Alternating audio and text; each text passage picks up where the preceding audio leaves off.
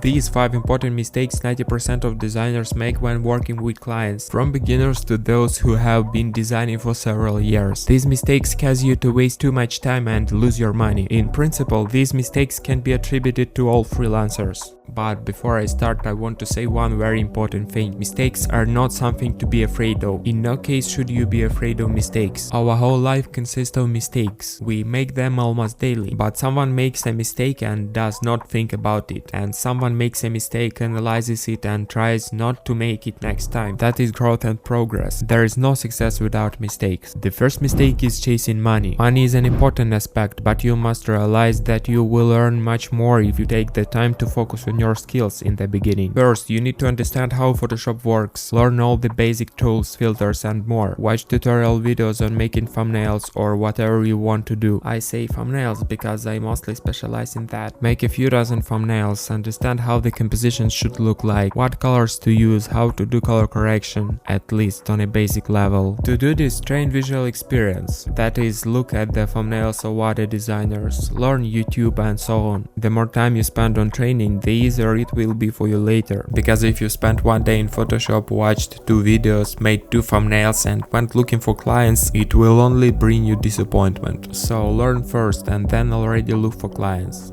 The second mistake is work for a small price. On all freelancing sites, at least the ones I've seen, the lowest price is $5. And I believe that you can't go below that price. Yes, I consider $5 to be a low price. But if you're just starting out, it's a perfectly adequate price. As the quality of your work grows, so should the price. It may be easier to find clients for a lower price, especially at first. But often clients for a small price is not worth it. They will overwhelm you with a large number of edits, will be nagged and after the work you will be exhausted and in a bad mood. I believe that it is not worth the money you will earn. Of course, there are exceptions as everywhere, I do not generalize, but from my personal experience I see that often will be as I described above. Therefore, do not linger on the price tag of $5. Improve your skills and raise the price. And if your thumbnails cost $10 or $20 and you're offered $5, I think the answer is obvious. Define the terms of work. This is mistake number 3.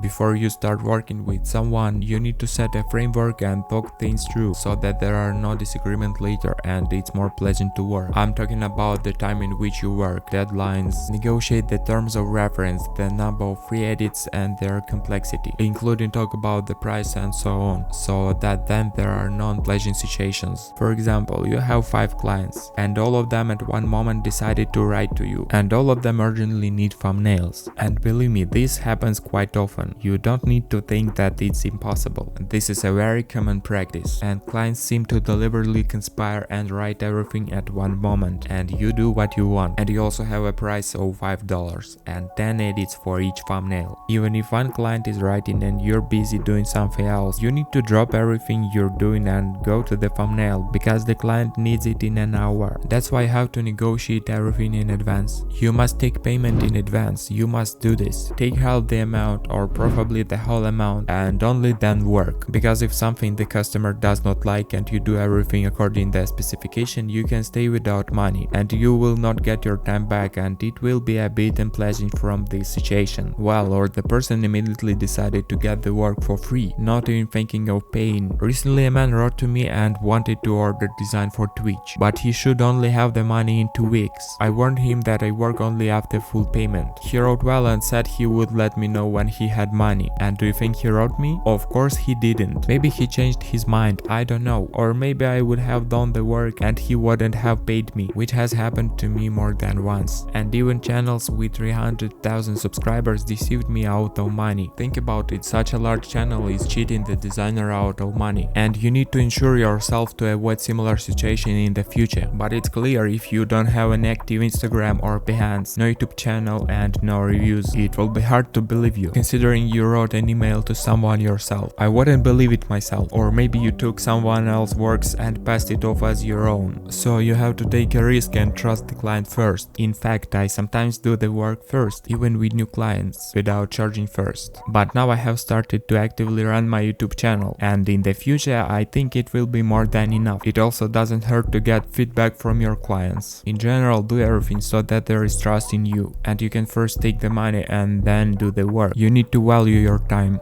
The fifth mistake, but it's just as very important. The mistake is that you don't do social media and you don't promote yourself as a media personality. And this is very important. It's also directly related to the fourth mistake of not having credibility. People are more likely to go to a designer who hosts their social media, has an audience and does good work, than someone who does good work but doesn't have a name. If you handle social media, you'll have a steady stream of new orders and you won't need to find clients on your own, because they'll find you on their own through your videos or Instagram posts. You should also realize that this is also an additional way to earn money. For example, on advertising, selling your private content, consulting, and other ways on how to monetize social media, endless different ways. So pump up your social media and develop as a media personality. These are by no means all the mistakes, but they are probably some of the major ones that designers or anyone selling their services make, and not just online. I still make some mistakes too, but I try to correct them. As you can see, for example, I have become more active in my YouTube channel. I'm not afraid to make mistakes and talk about them, and I advise you the same. The main thing is to work on it. Write in the comments whether I should make a second part with mistakes, or maybe I should make a video about how I was cheated by clients, and in general tell me your ideas for videos. Maybe I will choose your idea.